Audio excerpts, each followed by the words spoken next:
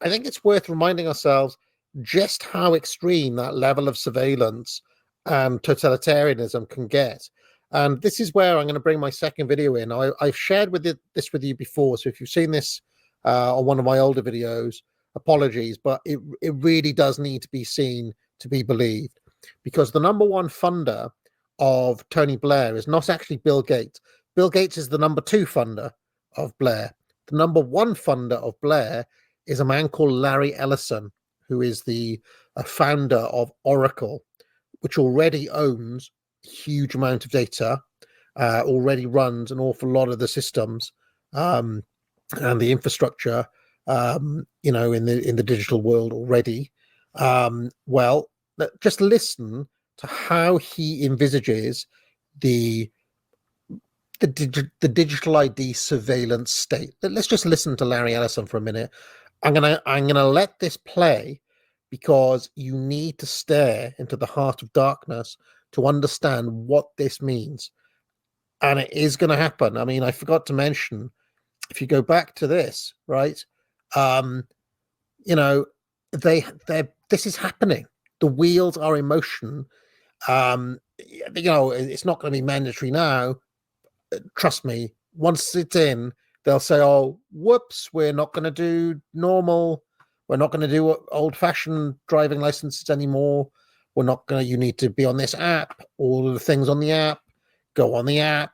And slowly but surely, they will funnel everything into there.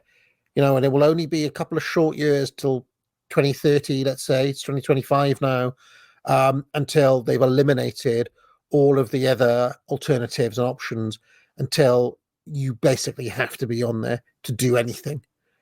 And then, of course, they have increased control and surveillance. Let's listen to Larry Ellison now.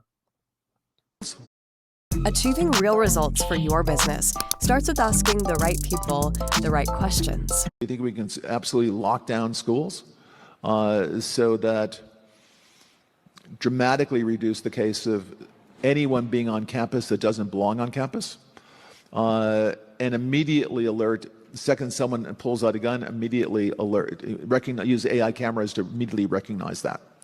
But we keep everyone off campus that doesn't belong on campus. The police, another thing, body cameras. We completely redesigned body cameras. Our body cameras cost $70. Normal body camera costs, I don't know, $7,000. Our body cameras are simply lenses, two lenses attached to your vest, attached to the smartphone that you're wearing. And we actually take the video that the police officer is, by the way, and the camera's always on. You don't turn it on and off. And by the way you turn it on, you can't turn it on. I'm going to the bathroom. Oracle, I need 2 minutes to take a bathroom break, and we'll turn it off. The truth is, we don't really turn it off. What we do is we record it so no one can see it, but no one can get into that recording. Oh, that makes it brilliant then. That's all right then. That's all right then, Larry. I don't mind, you've just got video of all of these people, in urinals all across the country. That's all right then. Don't worry about it, Tone. It's all right. Without a court order. So you get the privacy you requested, but... No, you did not get the privacy you requested because you still took the recording. So that recording exists, doesn't it? A court order. If you get a court order, we will, judge, can order, I want to look at that, this so-called bathroom break. If there's something comes up, and plus I'm going to lunch with my friends. Oracle, I need an hour for privacy with lunch with my friends. God bless. We won't listen in unless there's a court order. But it's interesting. Oh, that makes it all right then. If there's a court order, oh, well, just privacy schmivacy in that case. I hope now you can see that the notion of privacy being a thing, well, and still there'll be some people saying, well, you've got nothing to hide, though. You've got nothing to... It's the principle of the thing. Do you want this guy spying on you when you're going to a lunch break?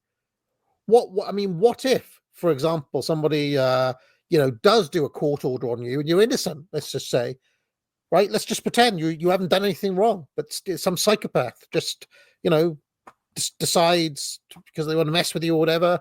Here's a court order. Now that quote unquote private bathroom break is now subject to scrutiny in the courts, and it exists because of this framework that is being put in. But we transmit the video back to headquarters. So headquarters and AI is constantly monitoring the video. Remember this terrible case in Memphis where the 5 police officers basically beat to death another citizen in Memphis? Well, that can't happen because it would be on TV at headquarters. Everyone would see it. Your body cams will be transmitting that. The police will be on their best behavior because we're constantly watching and recording everything that's going on. So that is, to reiterate, he's selling obviously the benefits, the upside of it, but this is a total surveillance state. If you presented what Larry Ellison said in some other context, let's say George Orwell's 1984 or China, right? You'd say that is totalitarianism. And yet this is being sold to us as a solution to our modern ills. Citizens will be on their best behavior because we're constantly recording and reporting everything that's going on. And it's unimpeachable. The cars have cameras on them. I think we have a squad car here someplace. But those kind of applications using AI, we can use AI, and we're using AI to monitor the video. So if that altercation that occurred in Memphis, the chief of police would be immediately notified. It's not people that are looking at those cameras, it's AI that's looking at the camera. No, you can't do this. It would be like a shooting. That's going to be an event that's immediately, an alarm is going to go off. It's going to be, and we're going to have supervision. In other words, every police officer is going to be supervised at all times. $4 billion. That's how much the collagen industry made last year. And ready for the shock?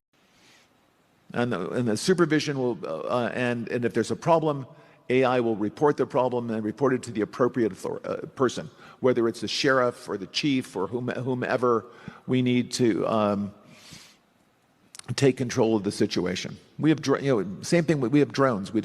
If there's something going on in a shopping center, and I'll stop. A drone goes out there, get there way faster than a police car. There's no reason for, by the way, high-speed chases. You shouldn't have high-speed chases between cars. You just have a drone follow the car. I mean, it's very, very simple. And the new generation of autonomous drones. Spotting forest fires, a drone. So you get the whole thing. All right, so this, to me, all of this sounds impossibly dystopian. And, despite the kind of fears and reservations of people like me, it looks like it's happening anyway. It looks like it's gonna come in. And 88%, 88% of the public want what Larry Ellison just outlined. See, the funny thing is, I wonder if you played that video of Larry Ellison's directly into the TV homes, into the TV screens of every single person who answered that poll, I wonder if more people would want to vote for it or less people, or fewer people. But my sense is that if the full kind of dystopian element of it was put front and center, people would be more reticent to kind of sign up for all of this. But the direction is, if these tools are available, power is going to grab it. Power expands. I've got a book looking at me here by Milton Friedman called The Tyranny of the Status Quo. The Tyranny of the Status Quo. And, well, here we are. The status quo says, we need greater safety. We need greater surveillance. We need greater powers to see what people are doing and thinking and talking about, and here we are. To me, this is, I've got another book looking at me, F.A. Hayek's Road to Serfdom, And I mean, I'd be interested if FAI was sitting right next to me right now, how far on the road to serfdom what we're talking about, is quite a long way from, the notion of England as a free land, aren't we? You know, why is all this stuff even necessary? Would be another conversation, right? Maybe if you hadn't brought about the sorts of people who do these terrible things that Larry Ellison was talking about, or the sorts of people who do these sorts of crimes en masse into the country. We really need all of these sorts of things, because we used to have something called a high trust society. Remember that? But all of those things are out the window, of course. Now everybody needs to be monitored. Now everybody needs to be surveyed 24/7, just to check if you're thinking the right thing, if you're saying the right sorts of things. Maybe that comment was a bit too extreme. I mean, you can just imagine a time where your phone starts warning you, starts giving you a little electric buzz. Ooh, that was a little bit politically incorrect. Can't say that. I mean, where does it stop? And you can say, oh, well, that's, you're letting your imagination run wild. But we're in an environment where that nutter, Larry Ellison, is the guy who's behind this. And you hear the stuff. I mean, the stuff he was talking about sounded like sci-fi even a year ago. It's actually rapidly happening. I've seen footage from those body cams coming out in America. And in America, because you wrap this in the red hat and the MAGA flag, that they're all up for all of this stuff. Because it comes in a MAGA hat over there rather than Blair flavored. Anyway, I've ranted on long enough.